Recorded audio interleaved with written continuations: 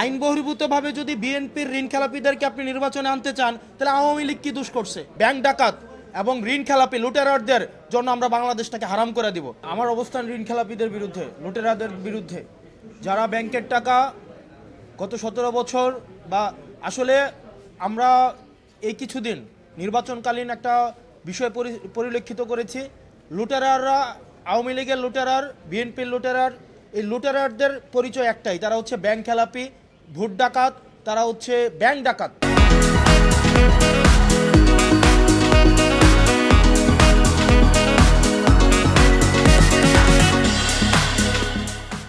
আমার আপনার টাকা চুরি করে তারা হচ্ছে বিদেশে নিয়ে যায়, বিদেশে নিয়ে গিয়ে সন্তানদের বিলাসী জীবনযাপন করায় এবং দেখা যায় কি শুধুমাত্র নির্বাচনের সময় নির্বাচনের উপলক্ষটাকে তারা একটা মানি মেকিং মেশিন হিসাবে নেয়, যে তারা সংসদ সদস্য হয়ে তারা আবার, যেমন আমার প্রার্থীকে যদি দেখেন, উনি যখন নির্বাচনে জিতেছিলেন 2004-এর দিকে উনি একটা কোম্পানি করেন ম্যাম পাওয়ার।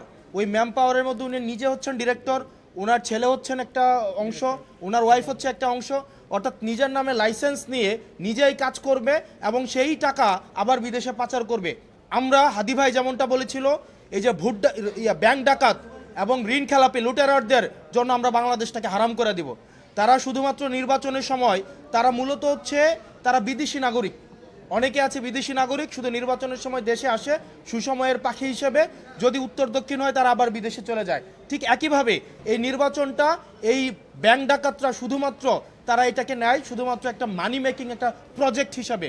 আপনি একটা জিনিস চিন্তা করেন তো, শিয়ালকে যদি আপনি মুরগি পাহারার দায়িত্ব দেন তাহলে ব্যাপারটা কেমন দাঁড়ায়? ঠিক একইভাবে যারা চুরি করে, যারা হচ্ছে ব্যাংক চুরি করে, তাদেরকে আবার সংসদে পাঠাচ্ছেন আবার হচ্ছে ব্যাংক চোরদের ধরার জন্য। ব্যাংক চোরদেরকে সংসদে পাঠিয়ে কখনোই ব্যাংক চোর ধরা যাবে না। আপনি আমার প্রার্থীর যে বিষয়টি, উনি হচ্ছে ওনার যে লোন, এটা হচ্ছে right of loan. Right of loan কোনো পার্শিয়াল পেমেন্টে কখনোই হচ্ছে সেটা পরিশোধ হয় না। উনি একটা ব্যাংকের সাথে এগ্রিমেন্টে গিয়েছেন এবং সেটা হচ্ছে একটা ফ্রুটফুল এগ্রিমেন্ট। এই ফ্রুটফুল এগ্রিমেন্টে সেটা ওনার সিআইবি থেকে ক্লিয়ারেন্স হয় না। দেখেন, আমরা চাই প্রতিনিধিত্বশীল ব্যবস্থার মধ্য দিয়েই জনগণের ম্যান্ডেট নিয়ে যারা ক্ষমতায় যাবে তারা ক্ষমতায় যাক, সেটা নিয়ে সমস্যা নাই, কিন্তু এটা আমাদের একটা দীর্ঘমেয়াদী একটা ফাইটের একটা অংশ।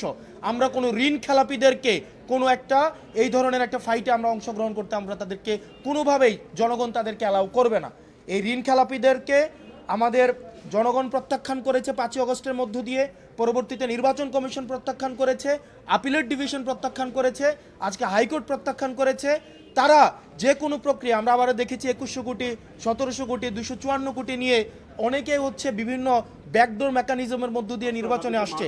ঠিক একইভাবে তাদেরকে 12ই ফেব্রুয়ারি আবার জনগণ চূড়ান্তভাবে তাদেরকে প্রত্যাখ্যান করবে ইনশাআল্লাহ। আইন বহির্ভূতভাবে কেউ নির্বাচনে অংশগ্রহণ করাকে আমরা যেভাবে এন্টারটেইন করি না, এবং আমার আসনে আরও অসংখ্য প্রার্থী রয়েছে, এখানে আপনি শুধুমাত্র একটা আইন বহির্ভূতভাবে একজনকে তাইলে আপনি নিয়ে আসেন, আপনি আরও ঋণ খেলাপিদেরকে নিয়ে আসেন, প্রবাসীদেরকে নিয়ে আসেন,